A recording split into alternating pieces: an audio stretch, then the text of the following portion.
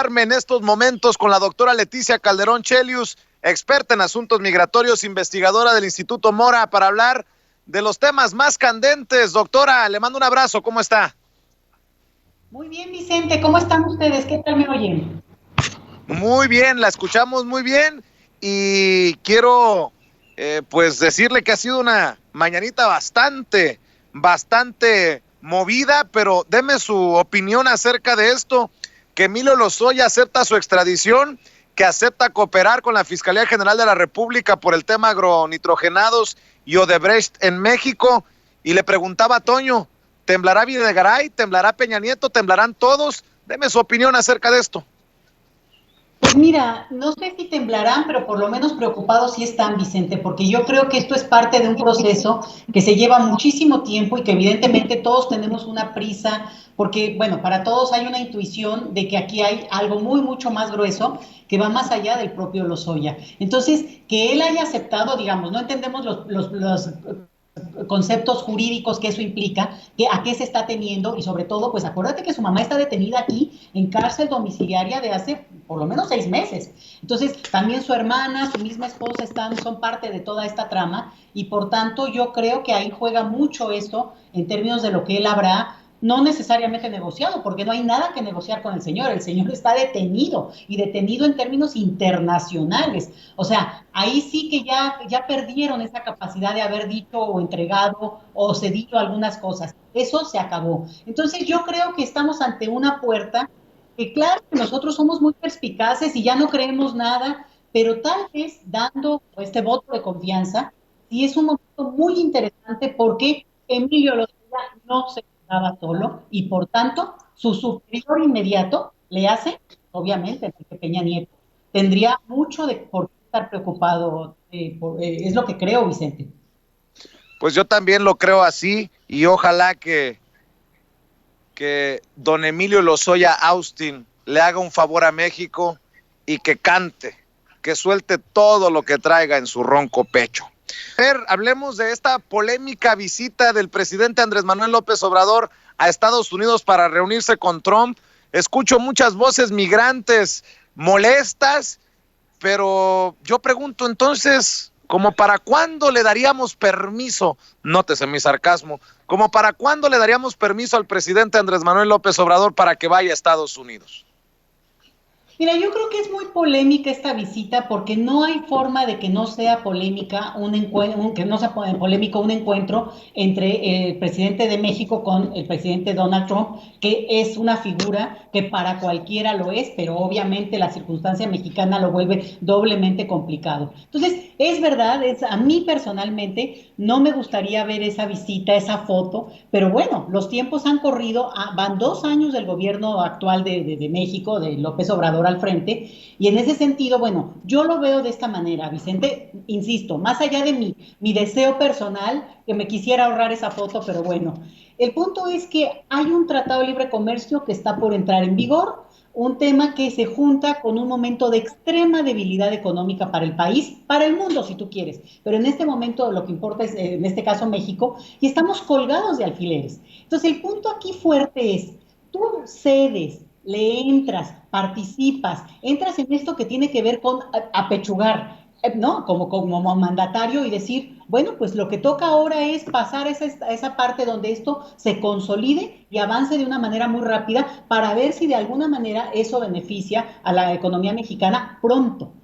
¿Cuál es el asunto aquí? Que obviamente se revuelve con el proceso electoral estadounidense y ahí es donde yo no estoy de acuerdo con los comentarios. Si nada más vamos a la parte de que con Donald Trump hay que tener cuidado porque efectivamente al siguiente día puede salir con una barrabasada y lo sabemos. Entonces hay que también saber este punto. Aunque yo veo digamos, un equilibrio de fuerzas muy distinto en un presidente muy golpeado incluso por el mismo COVID como es Trump, incluso en un escenario muy debilitado político electoralmente hablando, aunque aguas, con un presidente en pleno uso de su ejercicio político, en la plenitud de su gobierno, digo, a 2 años de su gobierno, y con este tipo de noticias como la que comentábamos antes, pues francamente no veo un equilibrio, digamos, nunca es una relación de iguales, no lo es, pero tampoco veo, políticamente hablando, una desigualdad así tan marcada.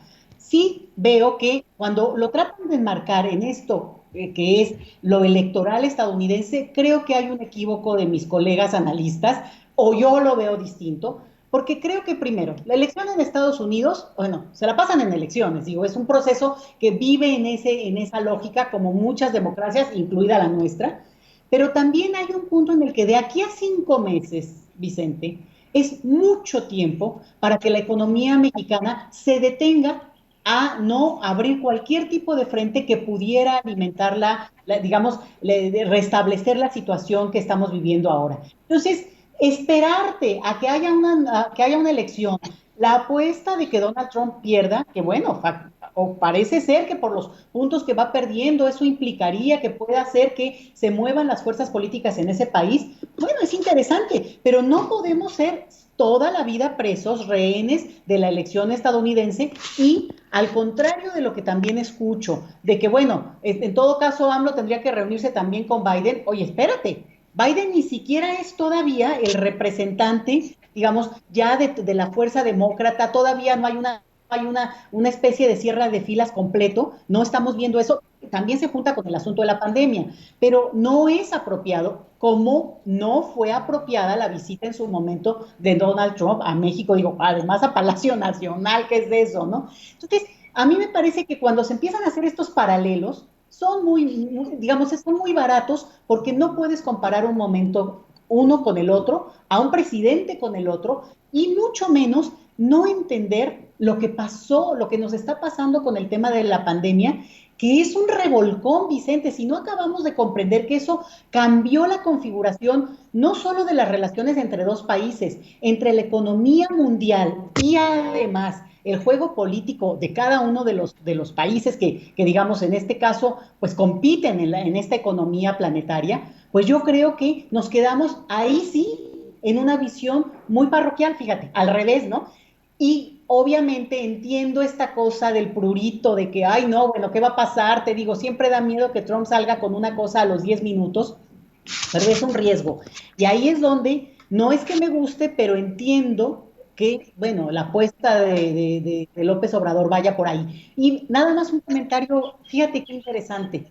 Lejos de lo que hubiéramos esperado de un presidente más bien más bravucón, más enfrentado con el imperio, vamos a decirlo así, tenemos un presidente que está dispuesto a pechugar y si es necesario hablar con el mismísimo diablo, que en este caso es Donald Trump, está dispuesto a hacerlo si eso le sirve a la economía del país en el marco de un tratado, obviamente, perfectamente estipulado. Entonces, a mí me sorprende que para los más neoliberales, fíjate, no sea esto un guiño de cortesía a esta apuesta económica por la que tanto digamos, han llorado en su momento cuando Donald Trump la quería quitar y ahora se está ratificando inclusive. Entonces, yo creo que es más bien como una rencilla contra el mismo López Obrador que un reconocimiento del escenario más amplio, como lo veo yo, Vicente, reiterando que no es una visita que me guste y que sí la veo peligrosa más que nada por el tema de la pandemia. Ahí sí no sé cómo lo están pensando, pero tienen que extremar ese tema porque, bueno, francamente, qué necesidad de ir a enfermar al presidente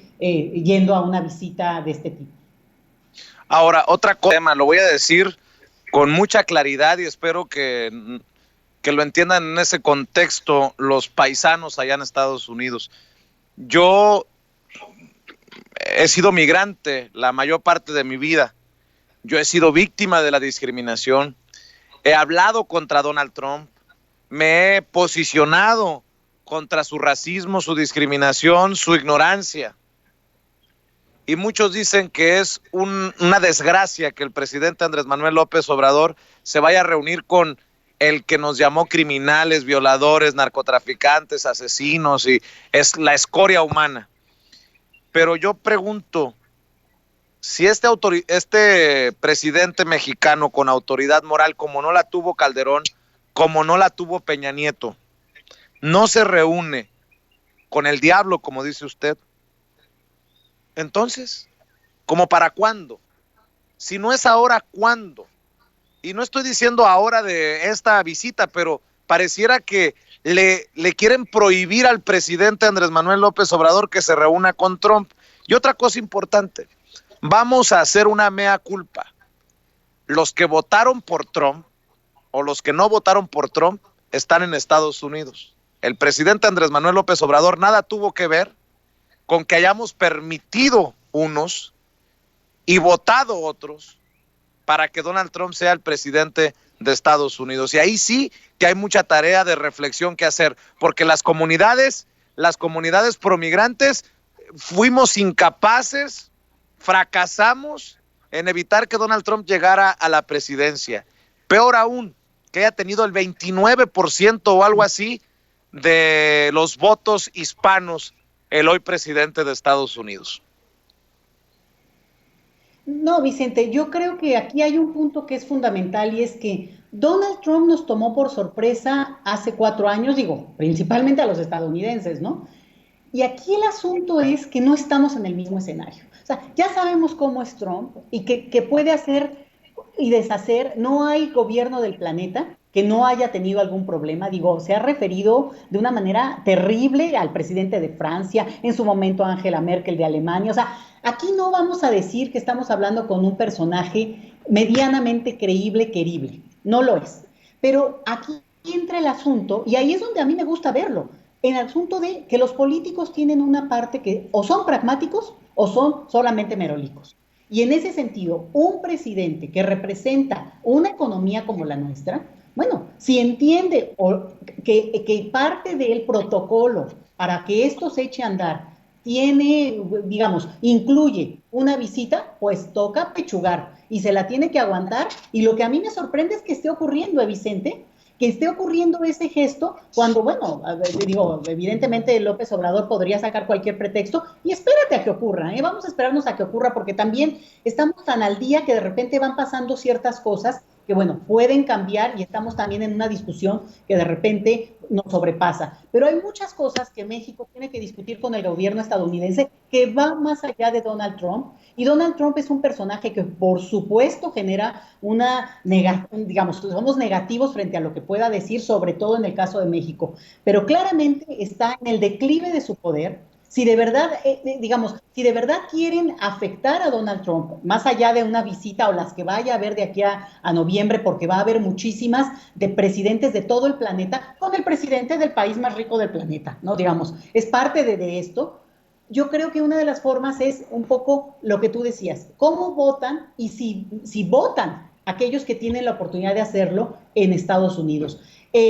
Fue muy claro que, digamos, lo que estamos viendo ahora es que cambiaron las reglas también de los estados, estos estados columpio que le llaman en Estados Unidos, donde hay una población de origen sobre todo mexicana, que tendría la posibilidad, no solamente porque se han naturalizado en un número no elevado, pero importante, y que por tanto podrían votar. O sea, demografía no son votos, como lo hemos dicho, remesas tampoco lo son, ¿eh? Ojo, votar es ir y ejercer ese derecho. Entonces, yo creo que es verdad que a lo mejor en términos simbólicos alguien dice, es que no me gusta esa foto, como yo te lo digo, yo me quisiera ahorrar esa foto, porque bueno, si Trump saliera del poder, bueno, eventualmente podríamos ahorrarnos esa circunstancia desagradable que es ver a un presidente como el nuestro, pues teniendo que ceder. Pero quiero llamar la atención en esto, pues para eso tenemos un presidente, para no tener que ser nosotros los que aguantemos ese golpe, sino que apechugue, aguante vara y pues vaya y ponga la cara que haya que poner. Y esos son los políticos, ¿eh?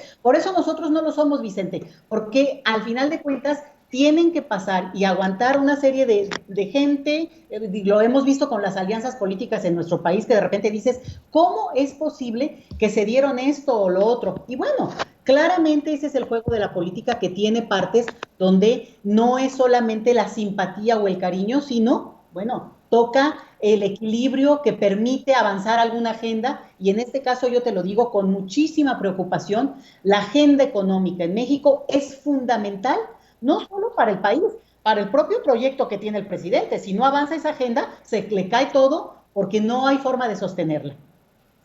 Así es. Y cómo ve a los ¿cómo dijo hoy el presidente? Los del claxon, pi, pi, pi, pi. ¿Cómo ve la agenda que traen estos personajes? Ya tuvieron su tercera o cuarta caravana, no sé cómo le llamen, protestas con claxon. Deme su opinión, doctora. Fíjate, Vicente, que es interesante, y yo siempre lo he dicho, no hay que despreciar el derecho de la gente a manifestarse en contra de lo que quiera.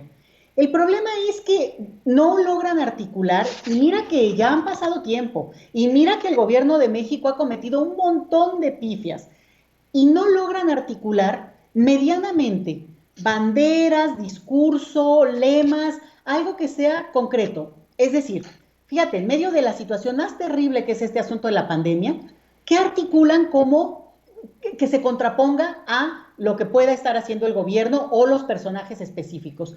Y ese es el problema de estos señores del claxon, pues que su única referencia es justo hacer ruido, y un ruido sin contenido. Bueno, pues es eso, un día de kermés, un paseo en Reforma, una salidita para no contagiarse en sus carros, según ellos no contagiarse, pero contaminar, por cierto. Entonces, a mí me parece que estos amigos, digamos que lo que pretenden es ser vistos, sí se disminuyen a sí mismos porque han creado tal cantidad, ya ves, que si el Frente, que si los de Iniciativa 21, no sé cómo se llamaban, o sea, ha habido muchas iniciativas que tratan de aglutinar a esta oposición al gobierno, y está bien, pero les toca ahora sentarse, serenarse, dejar el pitito y pensar, ¿qué de este gobierno? Y haciendo un acto de mea culpa, Vicente, porque si el punto es, vamos al tema de lo anterior, bueno, pues que se van a ir a la cárcel con los Oya, o cómo está esto, o defienden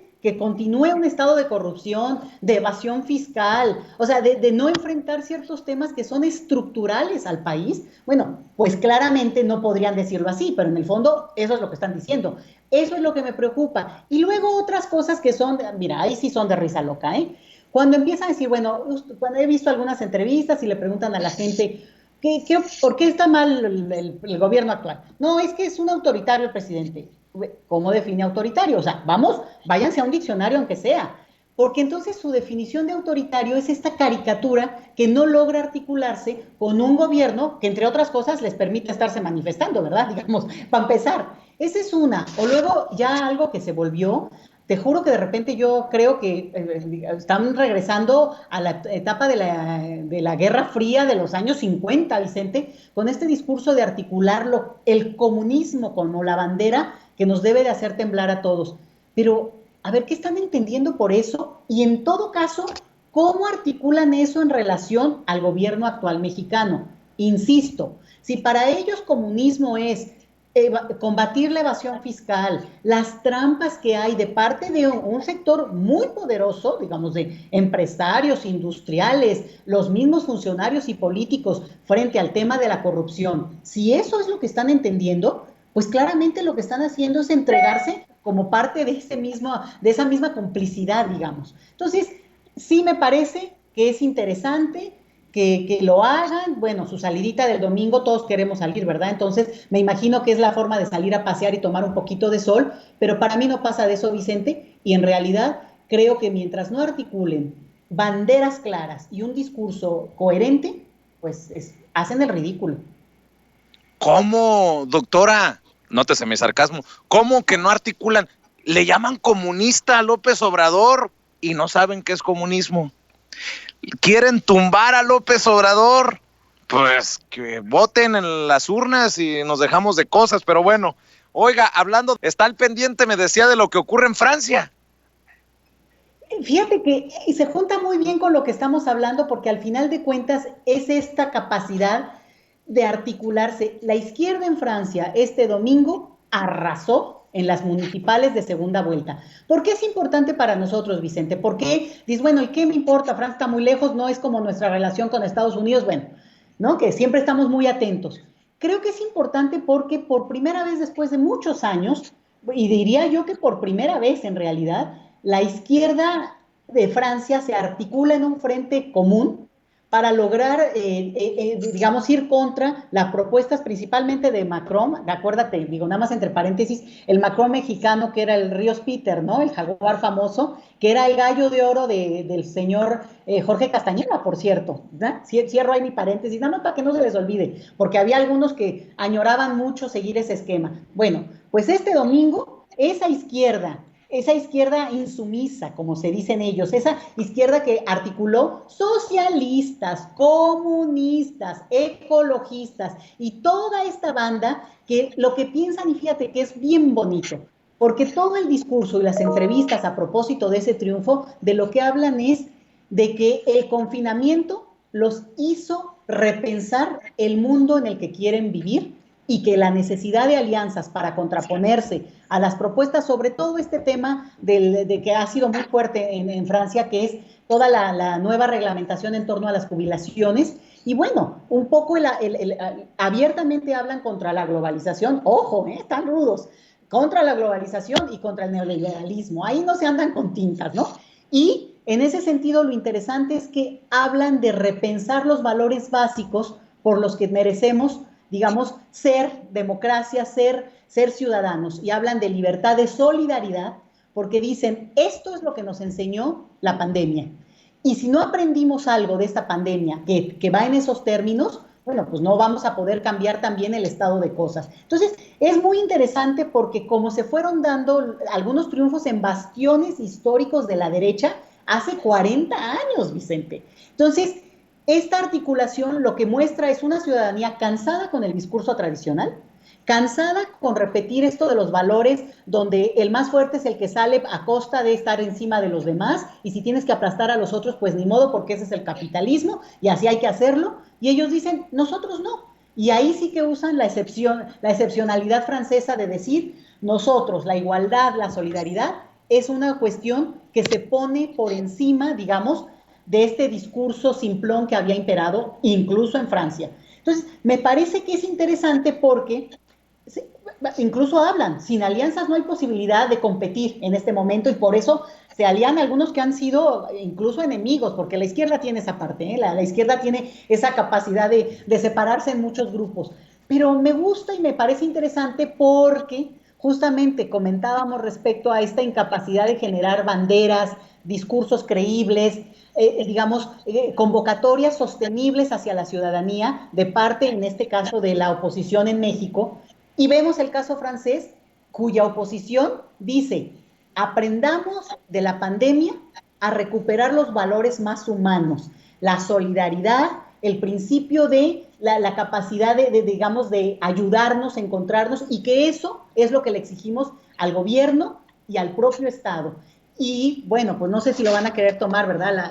La oposición mexicana, porque eso implicaría sugerir que tienen que voltear a ver a esos valores humanos y no solamente estar criticando en un sentido, digamos, pues más visceral, que al final de cuentas pues no construye obviamente ni capacidad de convocatoria a un electorado que en el año que entra, que haya elecciones acá, pues esas alianzas no pueden ser nada más de numeritos, tienen que decir algo, Vicente, y solo estar en contra no es suficiente, como lo estamos viendo en esta alianza increíble, histórica, en la Francia del siglo XXI. Así es, doctora. Pues a ver qué día nos acompaña por la noche en Sin Censura Nocturno. Como siempre, es un placer saludarla y escuchar sus opiniones y su análisis.